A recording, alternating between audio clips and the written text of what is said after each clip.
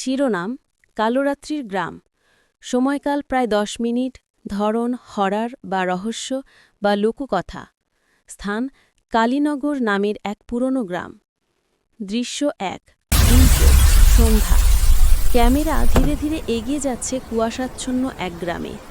পেছনে ভয়ানক সাউন্ড, কুকুরের হালকা ঘেউ ঘেউ আর ঝিঝি পোকার আওয়াজ। নারেটর। কারণ বলা হয় এখানে এক রাতে কেউ নিখোঁজ হয় আর পরের দিন ভোরে তার ছায়া দেখা যায় মাঠে। দৃশ্য 2। মূল চরিত্রদের আগমন। 3 জন শহুরে বন্ধু রনি, মিলা আর তন্ময় ট্রিপে এসেছে পুরনো গ্রামটা ঘুরতে। রনি: এই গ্রামটা নাকি ভৌতিক, শুনেছি কেউ রাতে বাইরে বের হয় না। তন্ময় হাসে: এইসব গায়ের কুসংস্কার ভাই, চল দেখি ভূত কোথায় থাকে। দৃশ্য 3। রাত নামে। তারা গ্রামের এক বৃদ্ধের বাড়িতে থাকে। বৃদ্ধ তাদের সতর্ক করে দেন, কালো রাত্রি আসছে আজ, অন্ধকারে কারো নাম ডেকো না আর আলো নিভিও না।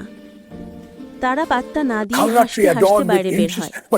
দৃশ্য 4। ভয়ের শুরু। হঠাৎ বাতাস ঠান্ডা হয়ে যায়, লণ্ঠনের আলো দপদপ করে নিভে যায়। নীলা: রনি, তুমি কি আমার নাম ডাকলে? রনি: না তো, আমি তো কিছু বলিনি। হঠাৎ পিছন থেকে শোনা যায় নীলার কণ্ঠ, কিন্তু সে তো সামনেই দাঁড়িয়ে। অদ্ভুত কণ্ঠ পেছন থেকে: রনি, ধীরে তাকিও না। দৃশ্য 5। ভূতের ছায়া। ক্যামেরা ধীরে ধীরে পেছনে ঘোরে। দেখা যায় এক অন্ধকার ছায়া, যার মুখ নেই, শুধু লালচে চোখ।